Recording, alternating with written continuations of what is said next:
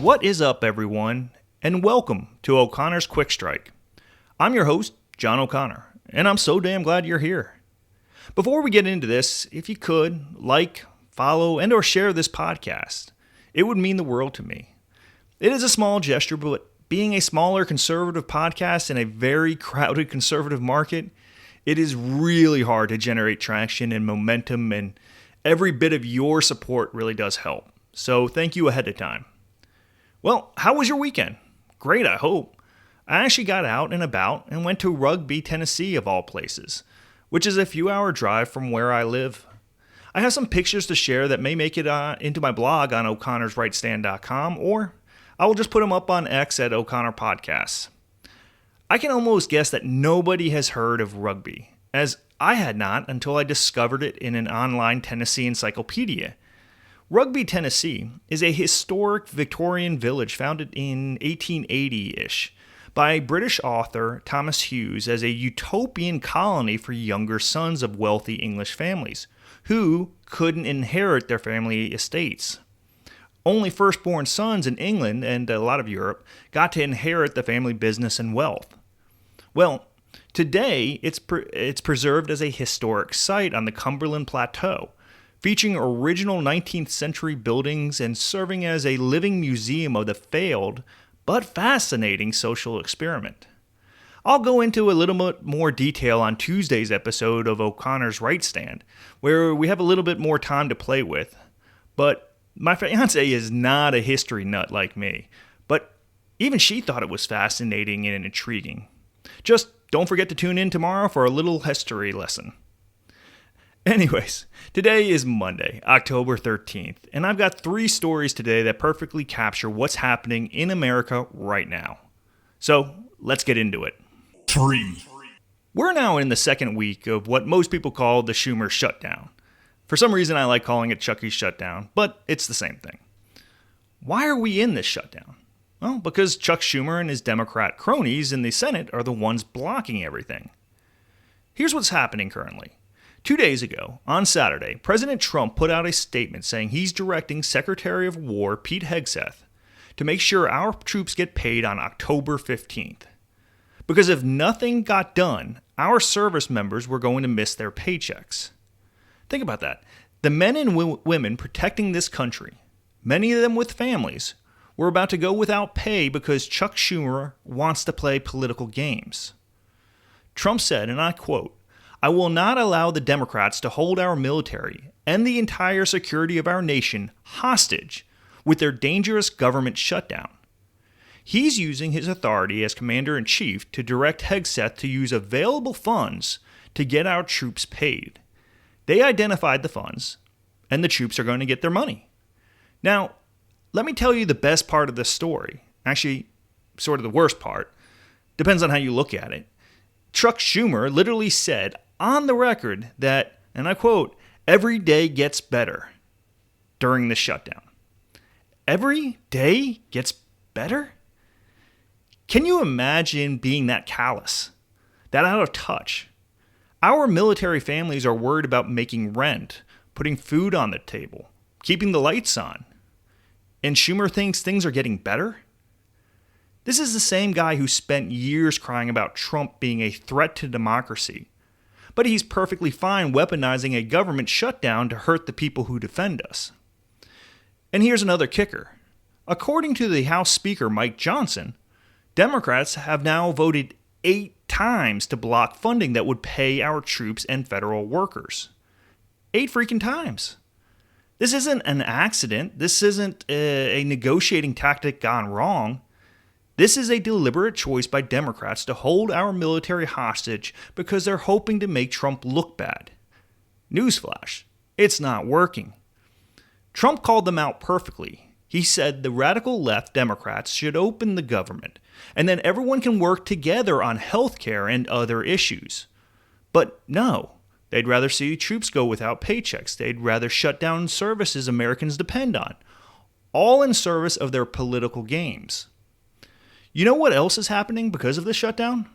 Yesterday, the Smithsonian closed. Museums shut down. The National Zoo is closed. And while that's unfortunate for tourists and families in D.C., Let's be clear about what matters most here. Our troops were about to go without pay, and Trump stepped up. This is leadership, real leadership, not the kind where you sit in the basement and let your handlers make decisions, not the kind where you read from a teleprompter and hope nobody asks follow-up questions, not the kind where you mumble through cabinet meetings. This is a commander-in-chief who sees a problem, identifies a solution, and then takes action. The contrast couldn't be clearer. Trump is fighting to protect the people who protect us. Democrats are voting against them, over and over and over again.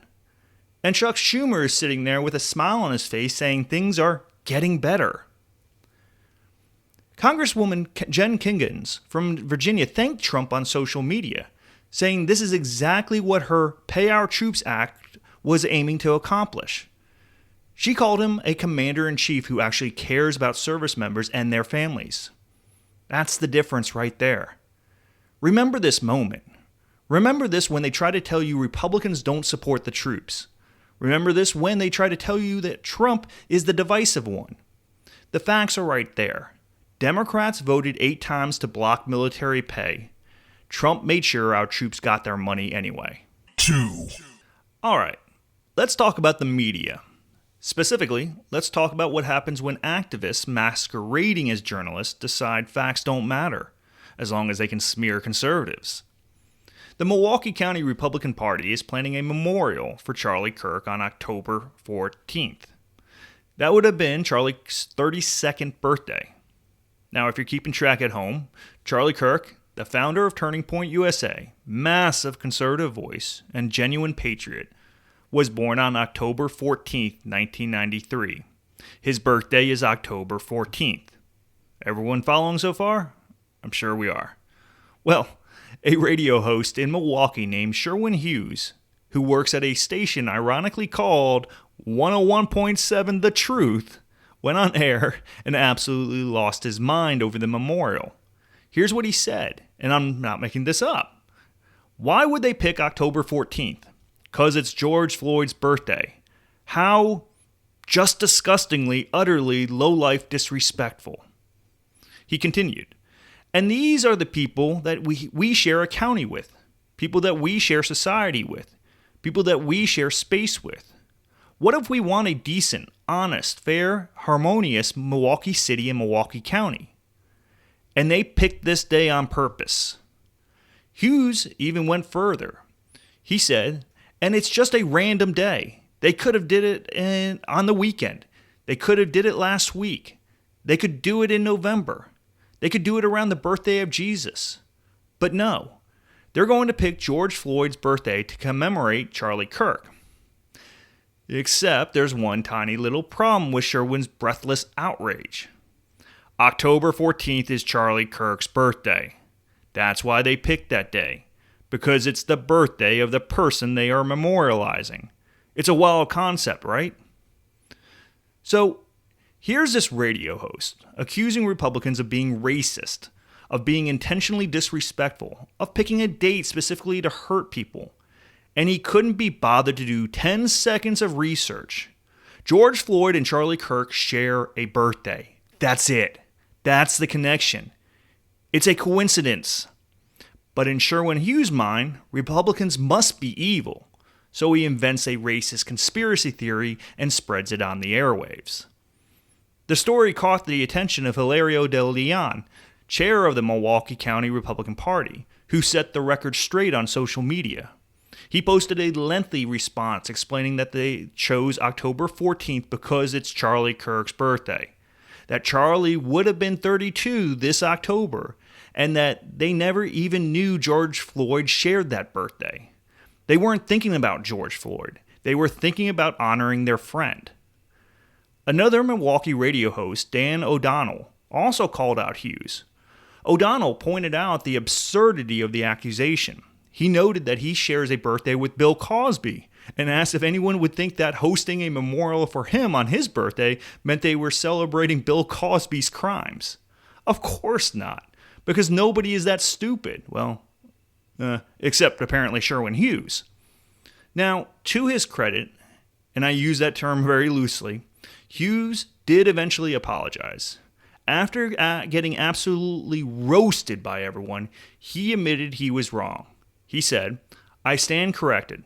October 14th is not just some random day. It's Charlie Kirk's birthday too. So Charlie Kirk and George Floyd share a birthday." But here's the thing. His first instinct wasn't to, check facts. It wasn't to think, rationally. It wasn't to give people the benefit of the doubt. His first instinct was to accuse Republicans of racism, to assume the absolute worst, to create a narrative out of thin air and run with it. And look, after he got called out, Hughes tried to do the whole kumbaya routine about bringing people together. He suggested having a cookout to celebrate both men. Can we bring those people all together? Give me a break. You just spent your entire show calling Republicans disgusting and disrespectful based on a complete lie, and now you want to have a cookout? This is what we are dealing with. This is the media environment conservatives operate in. You can't plan a memorial for a fallen conservative leader on his actual birthday without someone in the media inventing a racist motive.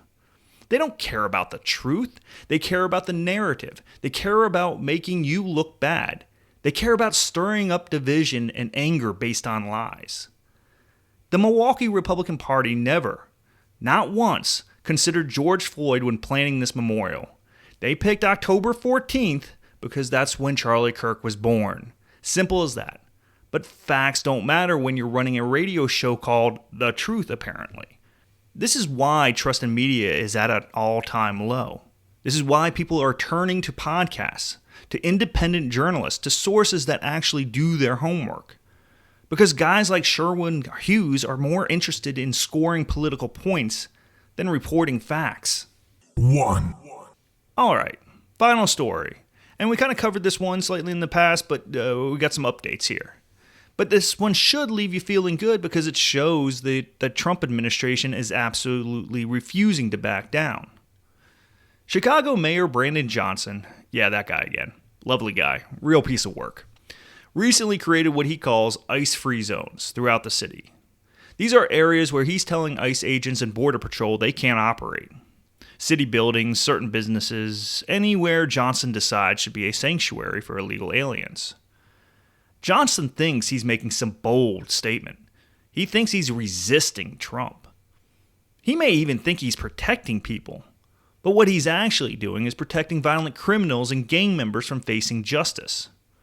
Well, Homeland Security Secretary Kristi Noem had a message for Mayor Johnson last Thursday during the cabinet meeting. We're not backing down. In fact, we're doubling down. Here's what she said. We are purchasing more buildings in Chicago to operate out of. We are not going to back off. In fact, we are doubling down, and we're going to be in more parts of Chicago in response to the people there. She continued, what they are trying to do with these riots and violence is distract us and keep us from going after those murderers and rapists that are out on the streets. Let that sink in. Johnson creates ice-free zones. Noem responds by opening more ICE facilities. Johnson tries to limit where federal agents can operate. The Trump administration expands their presence. This is how you respond to sanctuary city nonsense. And let me tell you what's been happening in Chicago that makes this even more important. The Trump administration launched something called Operation Midway Blitz. They flooded Chicago with ICE and Border Patrol agents. And in just a few weeks, they've made over 1,000 arrests. 1,000 criminal illegal aliens are off the streets of Chicago. But it hasn't been easy, not even close. Last weekend, federal agents were literally ran by vehicles and boxed in by 10 cars during a protest confrontation. One of the alleged attackers, a woman named Miramar Martinez, was reportedly carrying a semi-automatic weapon. Border Patrol agents had to fire defensive shots to protect themselves. And it gets worse. Martinez had been the subject of a federal law enforcement intelligence bulletin. She'd allegedly been doxing agents and posting online, "Hey, to all my gang, let's F those MFers up. Don't let them take anyone." This is the level of coordination and violence that the Border Patrol and the ICE agents are seeing. But here's where it gets really disturbing. A leader of the Latin Kings Gang, one of the most violent criminal organizations in America, put a $10,000 bounty on Chief Gregory Bovino. He's the commander-at-large of the U.S. Border Patrol, the guy running the deportation of raids in Illinois. $10,000 to take him down. The chief went on Sean Hannity's show and said it's a war zone out there. That's something out of a third world country. Is this America? And you know what? He's absolutely right. When criminal gangs are putting bounties on federal law enforcement officers, when protesters are ramming federal agents with vehicles, when mayors are creating sanctuary zones for violent criminals, yeah, that's third world country stuff. That shouldn't be happening in America. But here's the good news. The Trump administration isn't intimidated. They sent 500 National Guard troops to Chicago, 300 from Illinois, 200 from Texas. They're slowly restoring order. They are protecting federal agents, and now Kristi Noem is opening more ICE facilities. Meanwhile, you've got over 1,000 criminal illegal aliens off the streets, gang members, violent offenders, people who have no business being in this country, and they are being removed, deported, gone. This is what winning looks like. This is what happens when you have an administration that believes in the rule of law. When you have leaders who aren't afraid of being called names by the media or threatened by gangs. Brandon Johnson thought he could bully ICE out of Chicago. He thought his ICE-free zones would work. Instead, he's getting more ICE facilities, more federal agents, more criminal illegal aliens removed from his city. And here's the beautiful part. The people of Chicago, the actual residents who've been living with the violence and the chaos, they are welcoming Border Patrol agents. There are videos of business owners shaking hands with Chief Bovino, thanking him for being there. Regular folks giving fist bumps to federal agents. Because here's the reality. Most people don't want violent gang members in their neighborhoods. Most people don't want criminal illegal aliens roaming their streets. Most people appreciate law enforcement doing their jobs. It's only the radical activists and politicians who have a problem with it. So, to Mayor Johnson and every other sanctuary city mayor out there, take notes. This is what happens when you mess with the Trump administration. You don't get compliance. You don't get negotiation. You get doubled down on. You get more ICE. You get more arrests. You get more deportations. And honestly, that's exactly what we need right now. So, there you have it. 3 stories that tell you everything you need to know about where we are right now.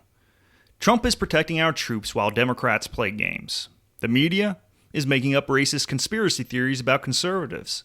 And the Trump administration is expanding operations in sanctuary cities despite, or maybe because of, the resistance.